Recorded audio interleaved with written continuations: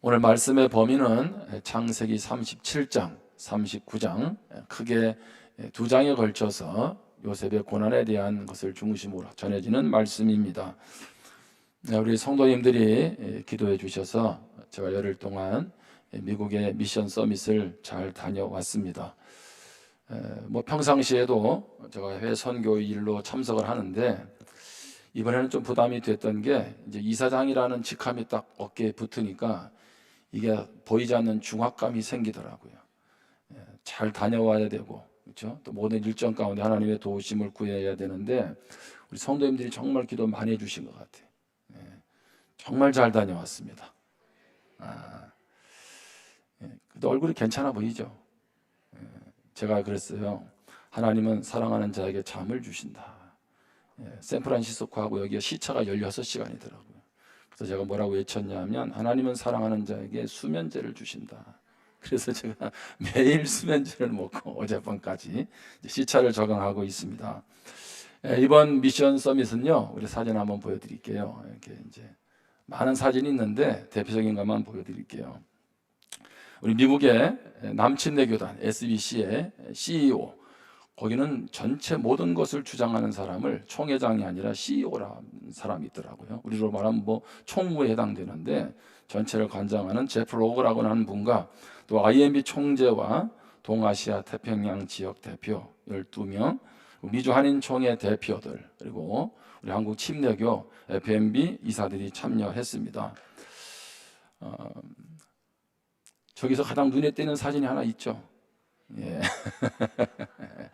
사진은 없어도 됩니다. 이번에 제가 미국의 그 CEO인 제프 로그 목사님하고 같은 테이블에서 같이 있게 돼서 그런 질문을 했습니다. 요즘 미국의 복음 전도 상황은 어떠냐? 이런 식으로 물어봤어요. 제 생각에는 부정적인 답변이 오지 않겠나, 이런 생각을 하고 질문을 했는데 뭐라고 답변하냐면 미국에 유일하게 우리 침례 교단, 남침례 교단은 작년에 침례 받는 숫자가 증가했다는 거예요. 제가 깜짝 놀랐어요. 저는 참 힘들고 어렵다라고 생각할 줄 알았는데 남침례 교단은 재작년보다 작년에 더 많은 사람들에게 침례를 주었다는 거죠. 그 말은 무슨 얘기예요? 침례 교단은 성장했다는 거예요.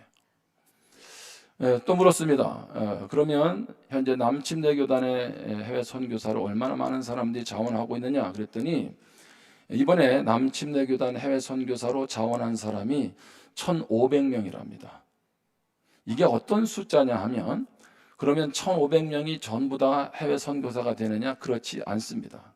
이 중에 훈련을 통해서 25%만 선교사가 된다는 거예요.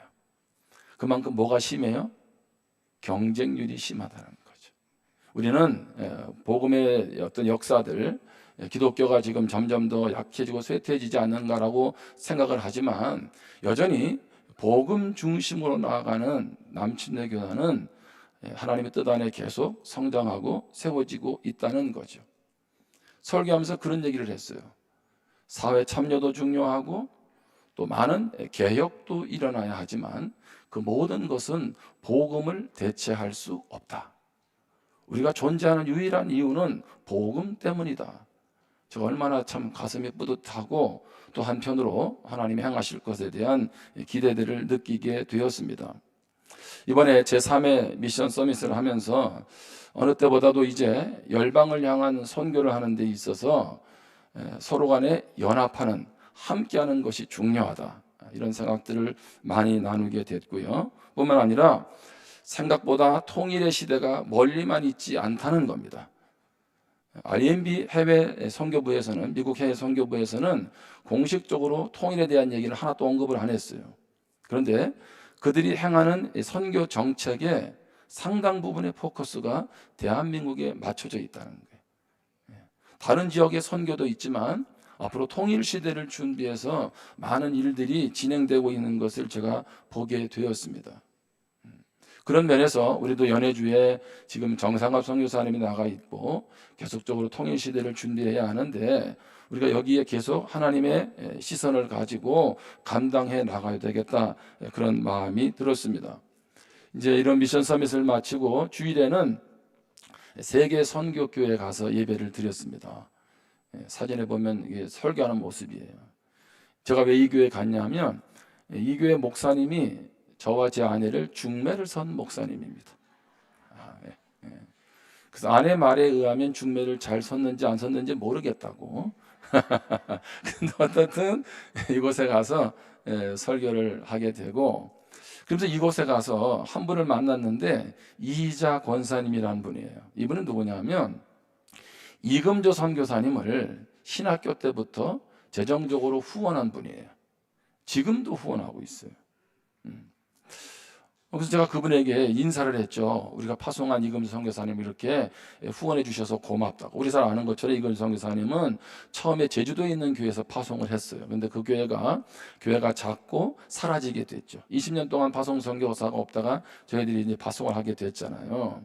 근데 이분이 저보고 뭐라 그러냐면, 목사님, 그 선교사님을 후원하는 것은 제가 한 게 아닙니다 그러시더라고요. 이게 무슨 일입니까? 그랬더니 이분 얘기가 그거예요.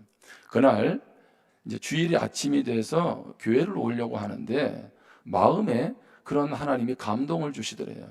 내가 어떤 선교사를, 누군지는 모르지만은 좀 도와주면 좋겠다, 이런 마음이 들더래요. 그래서 그런 마음이 들어서 아침에 예배를 왔는데, 예배를 마치고 그 교회 전도사님이 그러시더라는 거예요. 이금주라는 학생이 있는데 지금 미국에 와서 공부하는데 너무 힘들게 하고 있다. 누가 좀 도와주면 좋겠는데 권사님이 좀 도와주면 좋겠다고. 그래서 이분이 하나님이 나를 통해서 도우라는 뜻이구나 라고 깨닫게 되고, 이금주 선교사님이 신학교 때부터 생활비를 공부할 때 학비를 돕고 지금까지 후원하고 있다는 거죠. 그걸 보면서 성령께서 일해 가신다는 것들을 다시 한번 깨닫게 됐습니다. 이번에 모임 장소는요, 샌프란시스코입니다. 여러분, 샌프란시스코가 어떤 곳인가요? 저는 그냥 크게 생각을 하지 않고 갔는데 실리콘밸리가 있는 곳이고, 더 쉽게 말하면 미국 전 세계의 10대 기업 중에 6개의 기업이 샌프란시스코에 있습니다. 일명 4차 산업의 시작점이 바로 그곳이다라고 말하고 있는 거예요. 세계 시총으로 따지면 1위가 애플이죠. 여러분, 스마트폰 뭐를 쓰세요? 삼성을 쓰세요? 애플을 쓰세요? 둘 다 써도 괜찮은데 우리가 애플사를 방문하게 됐어요. 샌프란시스코에 있으니까. 근데 제가 충격을 받은 거는 많은 것도 있었지만 하나의 화장실을 가게 됐어요. 애플의 남자 화장실이에요. 저건 뭘까요? 여자분들도 사용하는 거잖아요. 그걸 뭐라고 합니까? 갑자기 이렇게 또 말이 상하게 안 나가지고. 아무튼 그 남자 화장실에 가니까 여성들이 사용하는 그런 도구들이 거기 다 있더라고요. 그러니까 다 남녀 동성으로 들어갈 수 있도록 그렇게 해놨어요. 사진 없어도 돼요. 그러니까 제가 샌프란시스코 거리를 지나가는데요, 동성애 깃발과 함께 샌프란시스코가 6%가 동성애자라는 거예요. 더 정확히 말하면 한 10%까지 된다라고 하는 거죠. 10명 중에 1명. 길거리를 지나가는데요, 마약 중독에 있는 사람들이 이렇게 걸어가는 좀비와 같은 그런 모습들도 보게 됐어요. 제가 그러면서 어떤 생각이 드냐면, 세계 경제를 주름잡는 6대 기업이 있는 샌프란시스코에 4차 산업의 시작점인 그 땅에 가장 죄악의 원성인 동성애가 들끓고 있고 마약이 들끓고 있다는 거죠. 그걸 보면서 왜 하나님이 이곳에서 선교 대회를 하게, 미션 서밋을 하게 했을까, 여러 가지 생각들을 하게 됐습니다. 저는 선교는 그냥 남 믿는 곳에 가서 그냥 복음 전한다는 생각만 하게 됐는데, 이번에 깨닫는 게 뭐냐면 선교는 역사를 주관해 가시는 하나님의 시각을 갖게 한다는 것입니다. 그냥 복음만 전하는 게 아니라 지금 하나님이 어떻게 이 시대를 운영해 가시는지를 하나님이 보게 하시는 게 선교구나라는 생각을 하게 됐어요. 자, 그러면서 이런 때에 제가 교단의 중요한 일을 맡게 되고 우리가 이런 일을 한다는 것이 얼마나 가슴이 벅찼는지 몰라요. 우리가, 특별히 우리 교회가 선교 사명을 감당하는 것이 축복인 줄 믿습니다. 하나님이 아무에게 맡기는 것이 아니잖아요. 하나님께서 사명을 준다는 것은 믿는다는 얘기고 우리를 통해서 그 일을 이끌어가기를 원하시는 것 아니겠습니까? 우리 교회가 이렇게 쓰임 받는 것이 축복인 줄 믿습니다. 여러분, 사람들이 고난을 당할 때 어떤 자세를 취합니까? 하나님, 반드시 이 고난을 통과하면 하나님이 축복을 주실 줄 믿습니다. 여러분, 그런 마음으로 고난을 통과하죠. 그런데 제가 또 하나 깨달아진 게 있어요. 여러분, 그러면 고난 가운데 있을 때 하나님의 축복은 유보된 것입니까? 무슨 얘기냐 하면, 내가 지금 고난 가운데 있을 때는 하나님은 나를 축복하시지 않는가? 여러분, 그렇게 생각할 수 있잖아요. 많은 성도들의 생각이 반드시 고난을 이겨내면 하나님의 복이 있을 거야 라고 생각을 하는데, 맞아요, 그런 복이 있습니다. 근데 제가 또 하나 깨달아지는 건 뭐냐면, 아니요, 고난 가운데도 하나님의 복이 있다는 거예요. 다시 얘기합니다. 고난 자체도 복이라는 거예요. 목사님, 내가 이렇게 힘든 걸 모르시나요? 여러분, 나름대로 지금 힘들고 어려운 일이 있잖아요. 저도 안타까운 게 미국 가 있는데 계속 산불에 대한 소식이 들려오고 또 성도들의 중보기도가 올려오는데 참 마음이 안타깝더라고요. 내가 어떻게 할 수가 없어요. 그냥 기도만 할 뿐이지. 여러분, 그러면 우리는 고난 가운데 어떤 태도를 취해야 됩니까? 아니, 고난이 목사님 축복이라니요. 왜요? 고난 때문에 하나님 의지하게 되잖아요. 고난이 없을 때는 내 힘으로 살아갈 수 있고 내 자녀, 내 인생, 내 뜻대로 될 것 같은데 막상 나도 어떻게 할 수 없는 고난에 닥치는 순간에 우리는 무슨 생각을 합니까? 아, 내 인생 내 힘으로만 살 수가 없구나. 그래서 어떻게 해요? 가던 길을 멈추고 하나님께로 향하여 시선을 돌게 되고 하나님을 의지하게 되고 그러면서 하나님의 도우심을 경험하게 되지 않습니까? 그래서 우리의 영이 살아나잖아요. 여러분, 그런 면에서 보면 고난 그 자체가 은혜고 축복인 줄 믿습니다. 하나님은 오늘 말씀에 요셉의 고난을 통해서 하나님의 구원 계획을 진행해 가십니다. 자, 아브라함으로부터 이삭, 야곱을 통해서 계속 하나님의 역사를 진행해 가 계시죠. 큰 틀에서 세 가지를 나누는데 첫 번째는 계획하시는 하나님을 신뢰하라는 거예요. 요셉은 우리가 잘 아는 것처럼 고난의 시간들을 통과하고 있지 않습니까? 우리는 하나님의 계획, 그러면 무슨 생각을 합니까? 하나님은 나에게 선하고 좋은 것만, 하나님 우리 인생에 선하신 좋은 계획들을 갖고 계시죠. 그런데 그 선하다는 말, 그 좋은 계획 속에는 무엇도 포함되어 있냐면 고난도 포함되어 있습니다.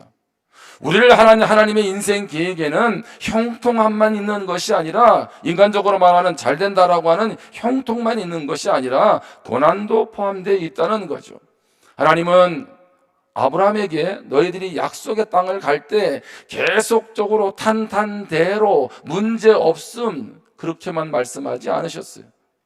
하나님은 아브라함 후손에게 복을 약속하시면서 뭐라고 말씀하십니까? 창세기 15장 13절에 보면 여호와께서 아브라함에게 이르시되 너는 반드시 알라 내 자손이 이방에서 객이 되어 그들을 섬기겠고 그들은 400년 동안 내 자손을 괴롭히리니. 뭐라고 말합니까? 아브라함에게 너의 후손들이 이방에서 객이 되는데 400년 동안 고통을 당한다는 거예요. 여러분, 이 말씀은 언제 이루어집니까? 이스라엘 백성들이 애굽에서 400년 동안 고통을 당하잖아요. 하나님의 약속, 하나님의 축복을 이어받는 후손들에게 무엇도 있습니까? 고난도 있다는 겁니다. 요셉의 이야기 속에도 마찬가지로 고난이 포함되어 있습니다. 창세기 37장 오늘 3절 4절에 보면 요셉은 노년에 얻은 아들이므로 이스라엘이 여러 아들들보다 그를 더 사랑함으로 그를 위하여 채색 옷을 지었더니. 요셉의 아버지가 누굽니까? 야곱이에요. 야곱이라는 이름을 하나님께서 이스라엘로 바꾸어 주셨죠. 이스라엘은요 노년의 아들을 얻었습니다. 사랑하는 라헬을 통해서 아들을 얻었어요. 12명의 아들 중에 11번째 아들인데 그가 누굽니까? 바로 요셉입니다. 사랑하는 아내를 통해서 11번째 드디어 아들을 보았으니 얼마나 사랑스럽겠어요. 그래서 다른 자녀들보다 더 사랑했어요. 채색옷도 입힙니다. 일명 이걸 뭐라 그래요? 편애라 그래요. 편애. 아버지 이삭을 똑 닮았죠. 4절에 그의 형들이 아버지가 형들보다 누구를? 요셉을 더 사랑함을 보고 그를 미워하여 그에게 편안하게 말할 수 없었더라. 야곱이 요셉을 편애함으로 형들도 요셉을 멀리합니다. 그런데 어느 날 요셉은 형들에게 꿈 이야기를 합니다. 어느 날 내가 꿈을 꿨는데 밭에서 내 단은 서 있고 형제들의 단이 나에게 절을 하더이다. 여러분, 그 말을 듣는 형들은 기분이 좋을까요? 안 좋을까요? 얼마나 열받겠어요. 이게 눈치가 없는 건지 요셉이 또 꿈을 꿨다는 거예요. 꿈에서 이번에는 별과 해와 달과 11별이 자기에게 절하다는 거, 절을 하더라는 거죠. 해, 달은 누굽니까? 어머니 아버지일 것이고 11별은 누구예요? 형제들을 의미하는 거죠.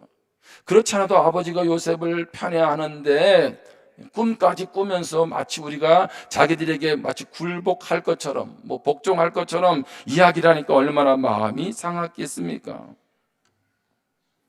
자, 그런데 분명한 것은 이 꿈은 하나님이 요셉을 통해서 또 이스라엘 민족을 향한 하나님의 큰 그림, 계획을 담고 있던 꿈이었습니다. 요셉은 꿈대로 여러분 어떻게 돼요? 나중에 그가 애굽의 총리가 되고 야곱과 그의 가족들이 애굽에 오게 되고 고센 땅에서 큰 민족을 이루게 됩니다. 자, 그런데 그렇게 되기까지 요셉의 인생길은요 얼마나 힘들었냐는 거예요. 고난의 연속 아니었습니까? 17살의 형제들에게 팔려가면서 무려 13년 애굽의 총리가 되기까지 얼마나 힘든 고난의 세월을 겪어갔습니까? 무엇을 말하고 있나요? 요셉도요 자기 인생에서 벌어지고 있는 이런 힘든 고난의 상황들을 다 이해하지는 못했을 것입니다. 요셉은 그 꿈이 하나님의 나를 이 다음에 애굽의 총리로 세우실 것이다 라는 꿈으로 그는 이해하거나 생각하지 못했습니다. 여러분, 우리 앞에 벌어지는 이러한 고난들을 다 이해할 수 있습니까? 다 이해가 됩니까? 정말 내가 잘못해서입니까? 아니요, 내가 하나님 뜻 가운데 살지 않아서인가요? 그렇게 살아가는데도 왜 나에게 이런 일이 일어납니까?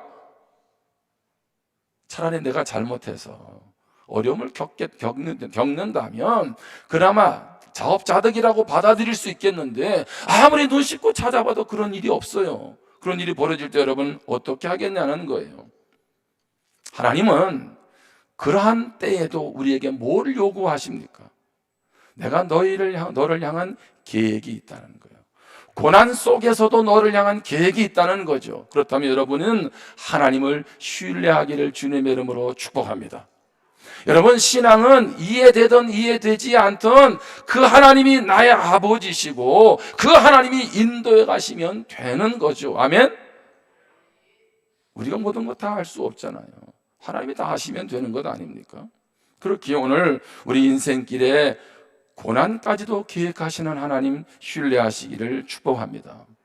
두 번째로 준비시키시는 하나님을 신뢰하라는 겁니다.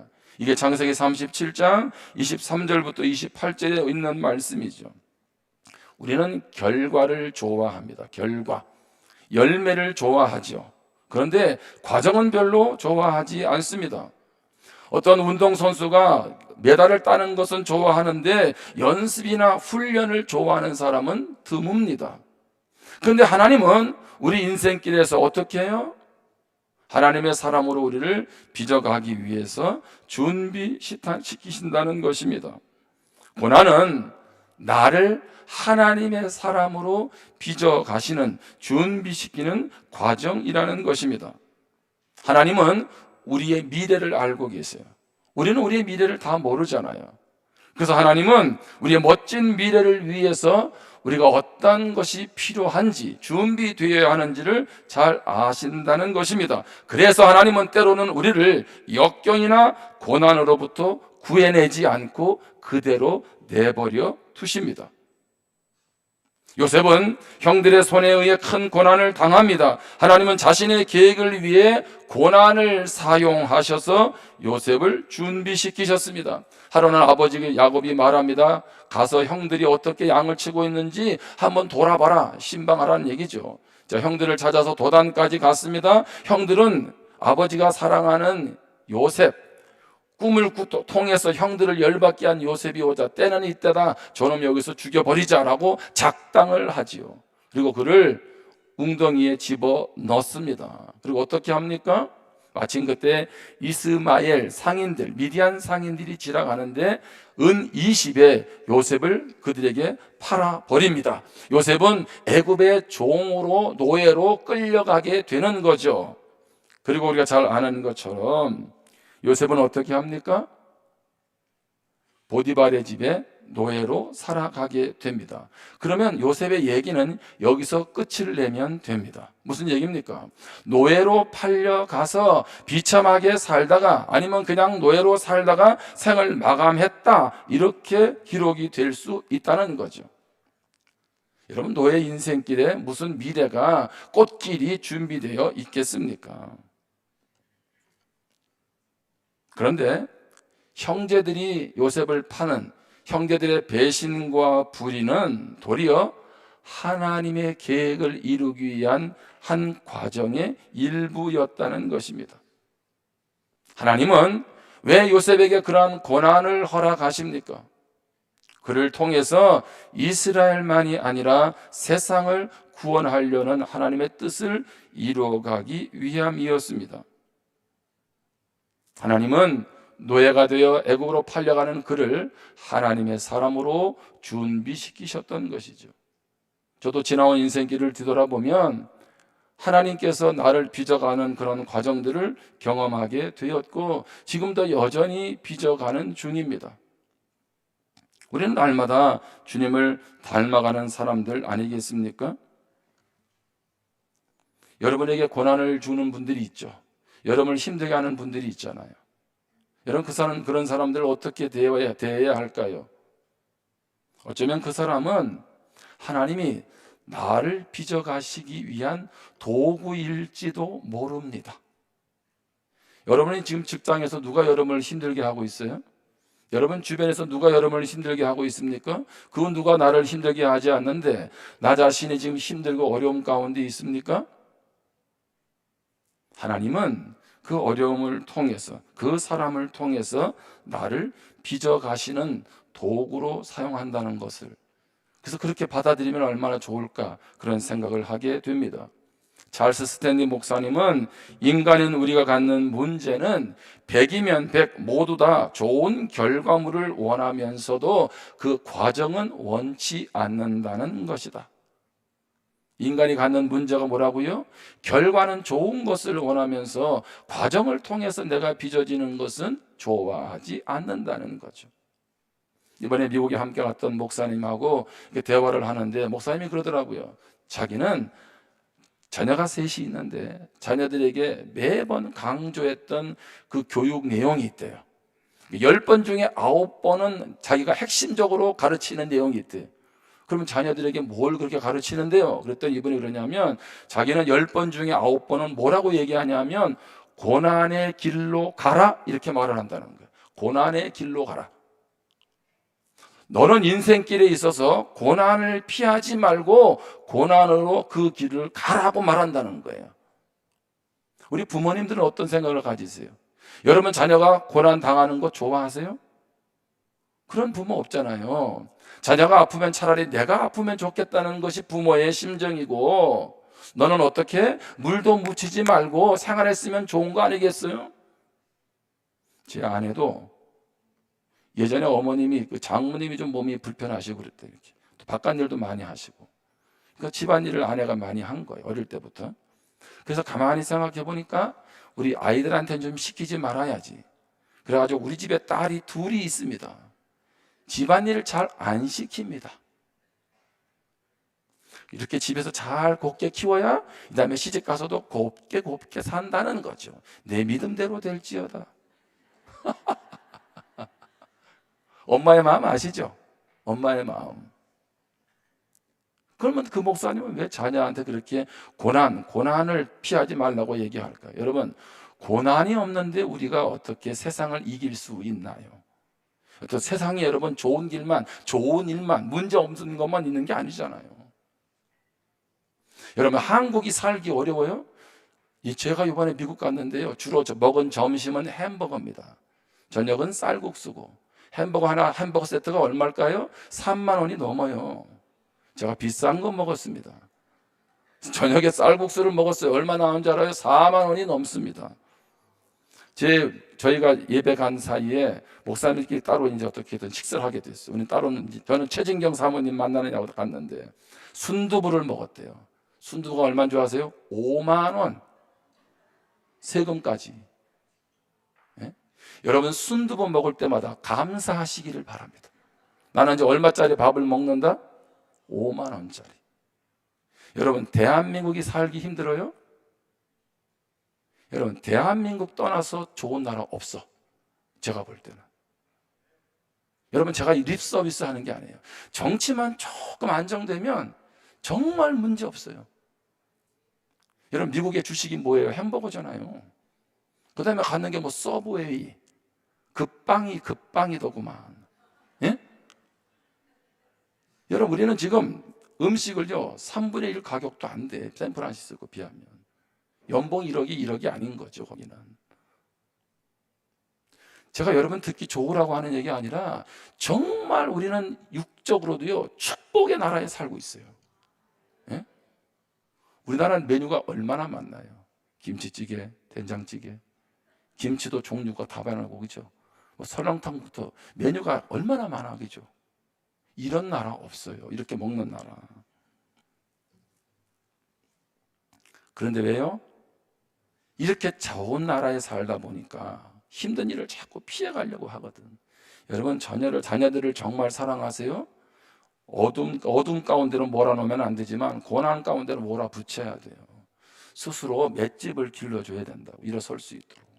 그렇게 준비가 안 되면 여러분이 아무리 좋은 건 물려줘도 자녀가 그거 누릴 수가 없다는 얘기예요. 하나님은 그래서 어떻게 해요? 우리를 고난의 풀무불로 집어 넣으세요. 하나님의 큰 그림 속에서. 세 번째로, 보이지 않는 중에 임하시는 하나님을 신뢰하라는 것입니다. 보이지 않는 중에 임하시는 하나님. 창세기 39장 6절 이하에 나오는 말씀입니다. 자, 요셉은요 형제들에 의해서 배신을 당해서 노예로 어떻게 팔려가죠. 보디발의 집에 종살이를 하게 됩니다. 근데 보디발의 집에 종이 되었는데 하나님이 요셉과 함께 하심으로 보디발의 집이 축복을 받게 됩니다. 우리가 잘 아는 것처럼 요셉은 가정 총무가 되죠. 인정을 받았어요. 자, 그런데 누가 오늘 말씀에 보면 그 보디발의 아내가 계속 요셉을 유혹하잖아요. 제가 얘기했잖아요. 요셉.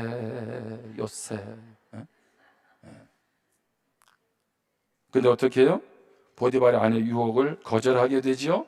그래서 요셉은 어떻게 합니까? 감옥에 들어가게 됩니다. 창세기 39장 21절입니다. 여호와께서 요셉과 함께 하시고 그에게 인자를 더하사 간수장에게 은혜를 받게 하시며, 감옥에 들어가서도 얼마나 요셉이 모범생이었으면 간수장에게 은혜를 받았어요.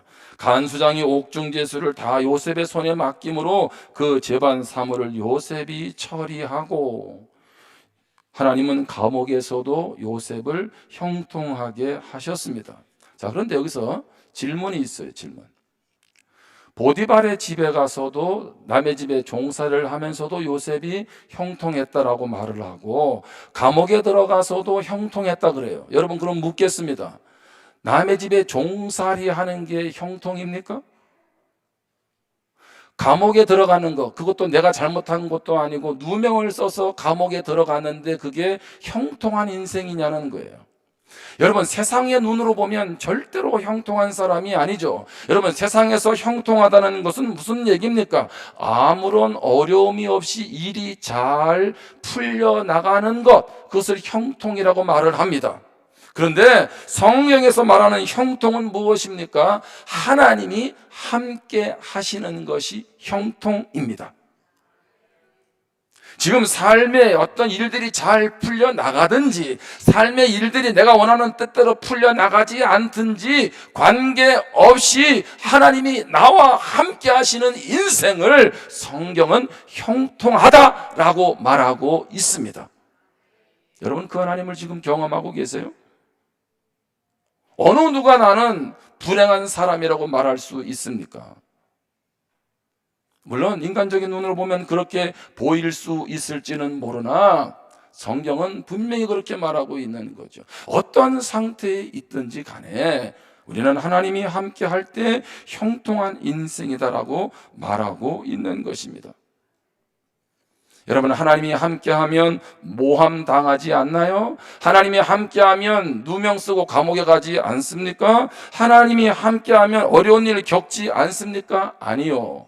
애매한 고난 당하고 어려움 당할 수 있습니다. 성도의 삶이라고 역경이 없고 어려움이 없는 것이 아닙니다. 그래서 우리는 때로는 힘든 일을 겪을 때마다 하나님이 나와 함께 하시지 않는 것 같다라는 유혹을 받습니다. 그러나 성경은 우리에게 뭐라고 말합니까? 하나님이 약속하셨어요. 히브리서 13장 5절에 돈을 사랑하지 말고 있는 바를 족한 줄로 알라. 그가 친히 말씀하시기를 내가 결코 너를 버리지 아니하고 너희를 떠나지 아니하리라 하셨느니라. 아멘. 여러분, 고난은 우리 인생길에 피해갈 수 없을지는 몰라요. 여전히 나는 고난의 한복판에 있을지 모릅니다. 그런데 하나님은 뭐라고 말씀하세요? 고난이 지금 사라지든 사라지지 않든 나는 결코 너를 버리지 않는다. 나는 반드시 너와 함께 한다. 하나님은 말씀하세요. 우리의 소망은 우리에게 나쁜 일이 일어나지 않게 막아주시는 하나님께 있는 것이 아닙니다. 다시 얘기합니다. 우리의 소망은 우리에게 나쁜 일이 일어나지 않게 막아주시는 하나님께 있는 것이 아니라 살아있을 때나 죽은 후에나 영원히 함께 하시는 하나님께 있습니다. 문제를 막아주시든 막아주시지 않든 관계없이 나와 함께 하시는 하나님, 그분 앞에 우리의 소망이 있어요. 여러분, 그래서 우리는 고난 자체도 축복이 되는 것이고 범사에 감사할 수 있는 거예요. 로마서 8장 38절 39절에 보면 내가 확신하노니 사망이나 생명이나 천사들이나 권세자들이나 현재일이나 장래일이나 능력이나 높음이나 깊음이나 다른 어떤 피조물이라도 우리를 우리 주 그리스도 예수 안에 있는 하나님의 사랑에서 끊을 수 없으리라. 아멘. 그 무엇도, 내 인생의 어떤 고난도 하나님의 사랑을 끊을 수가 없다는 거예요. 저는 결코 고난이 쉽다, 가볍다, 괜찮다라고 말하는 것이 아닙니다. 저는 우리 성도님들에게 육체적인 고통이 없으면 좋겠어요. 저는 우리 성도님들 가정에 경제적 고난이 없으면 좋겠어요. 근데 우리 모두가 다 그런 아픔들을 안고 있잖아요. 그럼에도 불구하고 우리가 힘을 얻을 수 있는 것은 여전히 하나님은 나의 소망이 되신다는 것입니다. 이번 일정을 마치면서 여러 가지 많은 일들이 기억에 남지만 한 두 가지만 나누겠습니다. 한 가지는요, 미션 서밋을 하고 나서 금요일 저녁인가 한 교회에서 같이 식사를 하자고 대접을 하겠다 그랬어요. 저녁 식사 뭐였을까요? 쌀국수입니다. 쌀국수. 맛있게 먹고 이제 자기네 교회를 가재. 가서 커피를 주겠다고. 그래서 이제 거기서 가까우니까 커피를 마시러 갔어요. 이 교회는 그래도 샌프란시스코에서 아니면 미국의 한인 침례교회 중에서 한 10번째 안에 드는 교회예요. 규모가 크잖아요. 80%가 40대 이하야. 그리고 청년들만 300명이 넘어요. 그러니까 힘이 있는 교회잖아요. 근데 참 얼마나 뜨겁게 선교를 하는지 몰라요. 그런데 이제 커피를 마시면서 막 이야기를 하는데 목사님이 갑자기 기도 제목을 내는 거예요. 우리 교회 옆에 저 땅 옆에 건물이 하나 있는데 그걸 살 수 있도록 기도를 해달라는 거예요. 왜 그러나 했더니 원래는 그 주인이 이 교회까지 다 사가지고 다른 데다가 다 지어주기로 했었는데 이 코로나 오면서 어려움이 생기면서 어떻든 간에 이 교회는 그 건물을 사야 될 필요가 생긴 거예요. 그런데 너무 단위가 큰 거예요. 엄두를 못 내는 거죠. 기도만 하고 있는데 우리가 갔으니까 기도해달라는 거예요. 그래서 그 자리에서 같이 기도했어요. 하나님, 저 땅을 하나님 이 교회에 달라고. 그리고 제가 이제 기도를 했지 않겠어요. 이 세상이니까 그냥 기도를 하고 우리는 이제 기도 끝나고 이제 왔어요. 근데 돌아오는 날 수요일 날에 그쪽에서 연락이 왔어요. 우리 목사님한테. 그 주일날에 한 성도가 헌금을 했는데요, 100만 불을 했대요.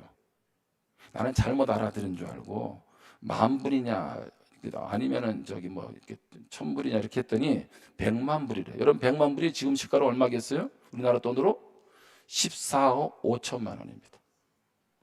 한 분이 그날 14억 5천만 원을 헌금했어요. 무엇으로? 저 땅을 우리에게 달라고. 여러분 그 돈이면 내 노후 자금인데, 그죠? 그 정도면 괜찮잖아요. 그러면서 이분이 얼마나, 왜냐면 이분이 10일 동안 자기네 교회 차를 우리한테 빌려주고 했거든. 정말 쉽지 않잖아요. 얼마나 감사한지. 얼마나 성도들과 목사님들이 기도했겠어요. 근데 하필이면 왜 타이밍을 우리가 같이 기도하고 그 다음 주일에 그런 일들이 일어났냐는 거지. 자, 1장을 마치고요. 이제 인도 샌프란시스코 그 밑으로 우리가 이제 같이 움직이게 됐어요. 그 킹스 캐년이라는 데를 가게 됐습니다. 거기에서 거기에 있는 나무, 쇠카이어 나무. 요게 1000년이 넘은 나무입니다. 제일 오래된 나무는 보니까 2100년이 된 나무가 있더라고요. 이것도 지금 1000년이 넘어요. 그런데 이 쇠카이어 나무가 1000년, 1700년 이렇게 사는데 이유가 궁금하잖아. 어떻게 살아남았는지. 이렇게 해서는 안 되잖아. 내 손으로도 안 되고.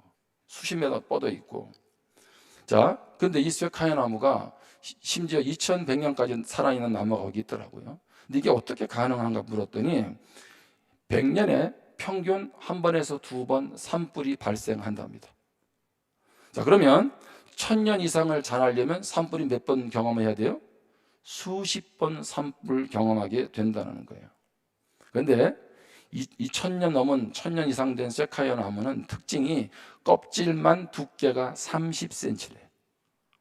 그러니까 30cm가 되는 껍질이 수분을 머금고 있어서 산불이 나도 그 산불을 견디어낸다는 거예요. 자, 그때 알았어요. 고목은 1000년, 2000년 되는 고목은 그냥 되는 게 아니라 뭐를 통해서? 고난을 통해서 남는다는 거죠. 그 고난을 이겨내는 건 뭐예요? 껍질이 두꺼워야 돼요. 영적으로 비유하면 뭡니까? 우리가 하나님 앞에, 말씀 앞에 어떻게 서 있어야 되느냐, 우리의 내면이 얼마나 건강해지느냐, 얼마나 속사람이 단단하냐라고 할 때 그것을 이겨내게 된다는 거죠. 이 세콰이어에는 솔방울이 있습니다. 그 솔방울은 수년에서 20년간 나무에 달려 있다고 합니다. 20년 정도 솔방울 달려 있대. 근데 그 솔방울 안에 씨앗이 200개 정도가 담겨 있는데 이 솔방울은 고온에서만 이렇게 열린다는 거예요. 그래서 씨앗이 떨어진다는 거예요. 그럼 몇 도가 돼야 되냐면 섭씨 50도에서 60도 이상이 돼야 된다는 거죠. 그러면 언제 이 솔방울이 열리겠어요? 산불이 날 때. 이 솔방울이 열리게 되고 씨앗이 떨어지게 되면 산불이 지나간 자리는 땅이 비옥하다는 거예요. 그리고 수백 개의 씨앗 중에 극소수만 발화해서 1000년을 넘게 존재한다는 거죠. 저는 이 나무 얘기가 우리 한국의 산불과 이렇게 자꾸 클로즈업 되는 거예요. 이렇게. 우리 정말 힘들잖아요. 예? 그래서 말들이 많잖아요. 누가 산불을 놨느냐? 이거 뭐 누군가가 어떤 의도적인 게 아니야? 그런 식으로 생각하지 마라. 우리 역사 이래로 이렇게 심한 산불이 난 적도 없잖아, 그렇죠? 도리어 우리 자신을 좀 바라보고 스스로를 좀 돌아보고, 그렇죠? 더 하나님 앞에서 우리가 어떻게 살아가야 되는가, 그런 식의 교훈을 얻어야지. 언제까지 누가 옳고 누가 잘못되고 이런 식의 얘기를 하느냐는 거예요. 하나님은 반드시 이 힘든 과정을 우리 민족이 또 이겨내게 하실 줄 믿습니다. 산불이 지나간 자리가 비옥하듯이 하나님은 이 땅을 더욱더 붙들어 주실 줄 믿습니다. 우리에게 고난의 산불이 계속 다가온다 할지라도 여러분들이 잘 이겨낼 수 있도록 영적으로 잘 서서 여러분들이 더 하나님의 고목으로 더 세워지기를 주님의 이름으로 축복합니다. 이러한 고난의 의미를 알기에 시편 119편 71절에 고난당한 것이 내게 유익이라 이로 말미암아 내가 주의 율례들을 배우게 되었나이다. 이 고난의 의미를 아니까 고난이 내게 유익이구나. 내가 고난 때문에 주님의 말씀, 주님이 어떤 분인지를 더 깊이 알게 되었으니 축복이다라고 말하고 있는 것입니다.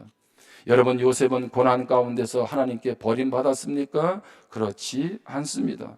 도리어 하나님은 요셉과 함께 하셔서 그의 인생을 통한 계획을 이루어 가셨습니다. 요셉은 앞으로 오실 예수님을 예표하기도 합니다.